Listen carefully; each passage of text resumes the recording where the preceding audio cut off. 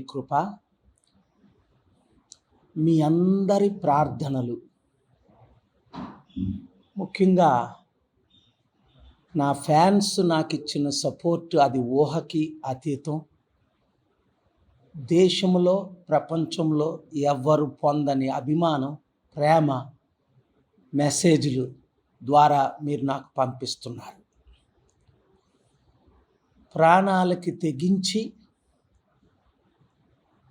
ఇప్పుడున్న అన్ని అవినీతి పార్టీలతో యుద్ధం చేస్తూ, వారు చేస్తున్న అవినీతిని ఎక్స్పోజ్ చేస్తూ, విశాఖపట్నంలో ఎంపీగా పోటీ చేస్తున్నానని అనౌన్స్ చేసిన వెంటనే అక్కడ ఉన్న present MP YSRCP MVV Satyanarayana నేను పోటీ నుండి తప్పుకుంటున్నాను అని ఒక ఎమ్మెల్యేగా ఆయన పోటీ చేస్తున్నాడు.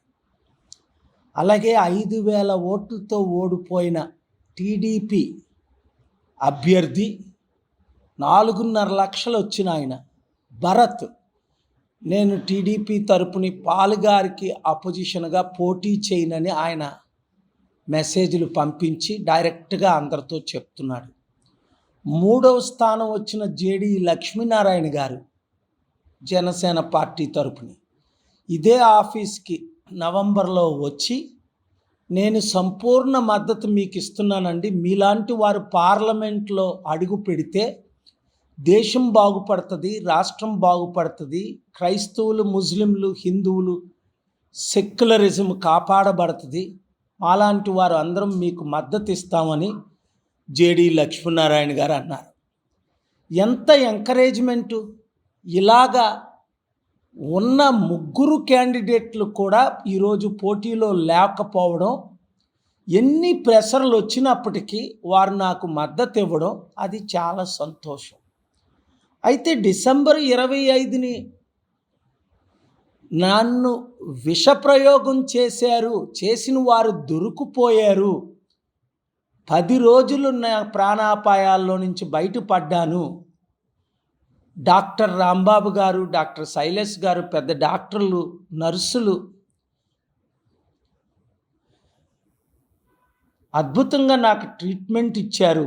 ప్రార్థనలు జరిగాయి, దేవుడు నన్ను కాపాడాడు.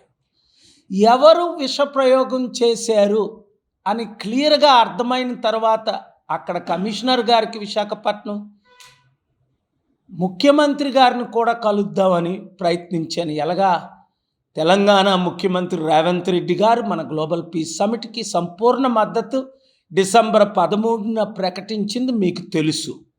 మరి జగన్మోహన్ రెడ్డి గారు కూడా ప్రకటిస్తే 2 రాష్ట్రాల అప్పులు తీరుతాయి, అభివృద్ధి చేస్తాం, సెంట్రల్లో మనకి ఎవరున్నా ప్రధానమంత్రి నాకు అనుకూలంగానే ఉంటారు, నెక్స్ట్ ప్రైమ్ మినిస్టర్ అన్న ఉద్దేశంతో నేను పోటీ చేస్తుంటే ఇంత దౌర్జన్యంగా, ఇంత నీచంగా,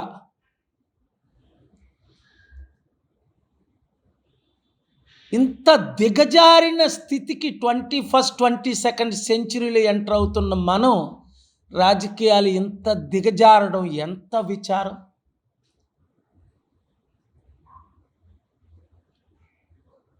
అమెరికాలో ఎవరో మార్టిన్ లూథర్ కింగ్ని 1968లో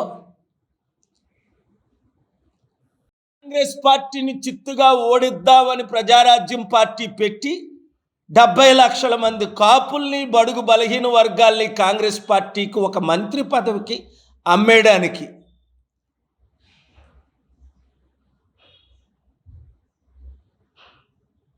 నేను కేసీఆర్ని కాదు, ఇక్కడ మోదీని తిట్టి ఢిల్లీలో మోదీతో పొత్తులు పెట్టుకోవడానికి ప్రాణం ఉంటుండగా, బ్రతికుంటుండగా ఏ పార్టీ జెండా కప్పుకోను, ఏ పార్టీలో మా పార్టీ విలీనం చేయను. లోక్సత్తా పార్టీ చూడండి, జయప్రకాష్ నారాయణ గారు ఇంత మంచి ఆయన చక్కని పార్టీ పెట్టి దేశాన్ని, రాష్ట్రాన్ని మార్చుదామంటే ఆయన ఎవరు పట్టించుకోలేదు. పార్టీ మూసేలేదు కానీ ఇన్యాక్టివ్ చేసేసి ఏ పార్టీలో చేరకుండా ఉన్నాడు. అలాంటి ఆయనకు మనం సెల్యూట్ చెప్పాలి, మాదిరిగా తీసుకోవాలి. ఆయన ఎవరో నాకు తెలియదు, కానీ నాకు ఒకటి తెలుసు, మన దేశం సర్వనాశనం అయిపోతుంది. విశాఖపట్నం ఎంపీగా నన్ను మీరు గెలిపించకపోతే ఈ దేశానికి దిక్కే లేదు. నేనేం చేస్తాను ఎంపీగా?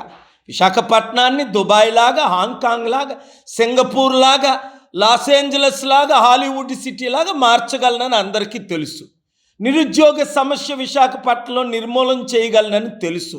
ఉచిత విద్య, వైద్యం ఏ ఎంపీ రూపాయి తేలేడు, నేను లక్షల కోట్లు తేగలనని తెలుసు. బడుగు బలహీన వర్గాల్ని పార్లమెంట్లో రిప్రజెంట్ చేస్తానని తెలుసు. స్టీల్ ప్లాంట్ని అమ్మకుండా ఆపగలిగే సత్తా నాకు ఉందని తెలుసు. మరి తెలిసి కూడా 7569441275కి మీరు మెంబర్షిప్ తీసుకోండి, 100 రూపాయలు కట్టి డొనేషన్లు పంపండి అంటే వినిపించుకోరే. విదేశీ డబ్బు తెచ్చి నేను వాడకూడదు, స్వదేశీ డబ్బుతోనే గెలాలంటే బిలియనీర్లు ఏమవుతుంది మీ కంపెనీలు? ఇప్పుడు 1,00,000 కోట్లున్న కంపెనీ 1000 కోట్లు అయిపోద్ది. Sri Lanka, Greece, Sudan, European countries, Nigeria, richest country Venezuela అయిపోయినట్టు కళ్ళ ముందు మన దేశాలు పడిపోతుంటే ఒక ప్లాన్తో దేశాన్ని రక్షించాలి, ఎకానమీని డబుల్ చేయాలి. మోదీ 3 ట్రిలియన్, 5 ట్రిలియన్, 15 ట్రిలియన్ చేస్తానన్నాడు. ఆ ఉన్న 3 ట్రిలియనే లేదు ఇప్పుడు 10 సంవత్సరాల తర్వాత. ప్రపంచమంతా అప్పులు అడుక్కుంటూ ఇప్పుడు హిందూ ముస్లింల మధ్య గొడవ పెట్టడానికి రెడీగా ఉన్నారు. ప్రశ్నించే చంద్రబాబు నాయుడిని నోరు మూయించేశారు. జగన్తో ఏకమై సుప్రీంకోర్టులో ఆయనకి విరుద్ధంగా తీర్పు వచ్చింది. రేపో ఎల్లుటో మరలా ఎలక్షన్ ముందు వాళ్ళు ప్లాన్ చేసి మరలా చంద్రబాబు నాయుడిని జైల్లో పెట్టడానికి సిద్ధం అవుతున్నారు. ఈయనకు కూడా బుద్ధి లేదు. 81 నుంచి 2014 వరకు నేను మద్దతు ఇస్తే చంద్రబాబు నాయుడు నీకు బుద్ధి లేదా? నాలాంటి వాడి మద్దతు నువ్వు తీసుకోవద్దా? రాత్రి పగలు నిన్ను గెలిపించడానికి సంవత్సరాలు కృషి చేసి డబ్బు ఖర్చు పెట్టి టీడీపీని గెలిపించమని నేను క్యాంపెయిన్ చేస్తే నువ్వేమో మోదీతో పొత్తులు పెట్టుకొని మోదీతో సరెండర్ అవ్వాల్సిన పనే ఉంది. 70 ఆ కెనడీ కుటుంబాన్ని అసాసినేట్ చేశారు. నాకు వస్తున్న బెదిరింపు కాల్స్ ఏంటి, వార్నింగ్లు ఏంటి? మోదీని ప్రశ్నించకూడదట. మరి ఎవరిని ప్రశ్నిస్తాం? సంవత్సరానికి 1,00,000 కోట్లు అప్పు చేసిన కాంగ్రెస్ని ప్రశ్నించాం.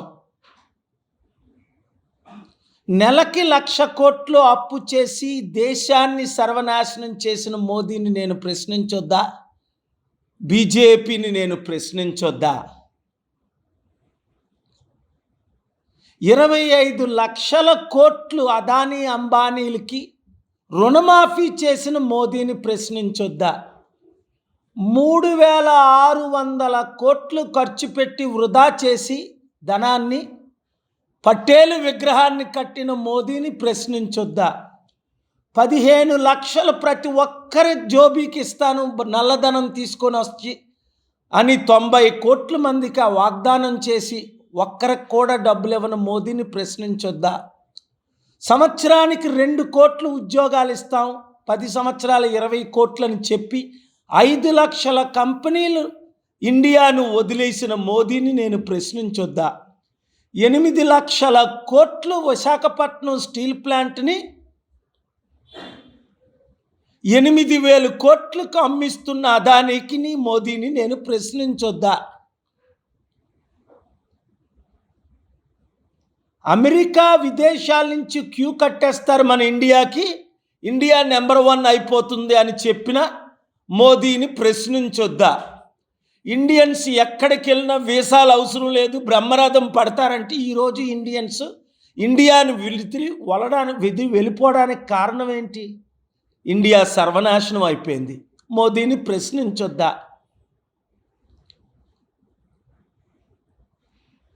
ప్రపంచ దేశాలన్నిటికీ వ్యతిరేకంగా ఉన్న చట్టాల్ని మార్చేస్తున్న మోదీని ప్రశ్నించొద్దా? పీస్ సెంటర్ కట్టండి, రామ మందిరం కాదు, మసీదు కాదు, దేశంలో హిందూ, ముస్లిం, క్రిస్టియన్ గర్వపడేటట్టు గ్లోబల్ పీస్ సెంటర్ కట్టండి అంటే వాజ్పేయి, అద్వానీ ఒప్పుకున్నారు. కానీ ఈరోజు మోదీ ఏం చేస్తున్నారో తెలుసు. నా కళ్ళ ముందు ఇంత అన్యాయం అయిపోయి మన దేశం అడుక్కునే పరిస్థితుల్లో అప్పులు దొరకని దేశంగా మారిపోయిన ఈ దేశాన్ని నడిపిస్తున్న ప్రధానమంత్రి నేను ప్రశ్నించొద్దా? నా ఓటు హక్కుని తీసేద్దామని, ప్రజాశాంతి పార్టీని రద్దు చేద్దామని, సింబల్ ఇవ్వకుండా అలర పెడదామన్న మోదీని, మోదీ తొత్తులైన కేసీఆర్, చంద్రబాబు, జగన్ని ప్రశ్నించొద్దా? మరి ఎవరిని ప్రశ్నించాలి? ప్రశ్నించిన ప్రతి ఒక్కడిని ప్రాణం తీసేస్తారా? ప్రశ్నించిన ప్రతి ఒక్కడి నోరు మూయిస్తారా? పర్వాలే, ప్రాణం పోయినా పర్వాలేదు, కానీ సత్యం మాట్లాడుతూనే ఉంటాను. నేను షర్మిలాని కాదు, కాంగ్రెస్ పార్టీని రాత్రి పగలు తిట్టి అదే కాంగ్రెస్ పార్టీకి ప్యాకేజ్ స్టార్గా అమ్ముడుపోవడానికి. నేను పవన్ కళ్యాణ్ కాదు, మోదీని, చంద్రబాబుని, లోకేష్ని రాత్రి పగలు తిట్టి మరలా అదే మోదీకి, చంద్రబాబుకి అమ్ముడుపోవడానికి.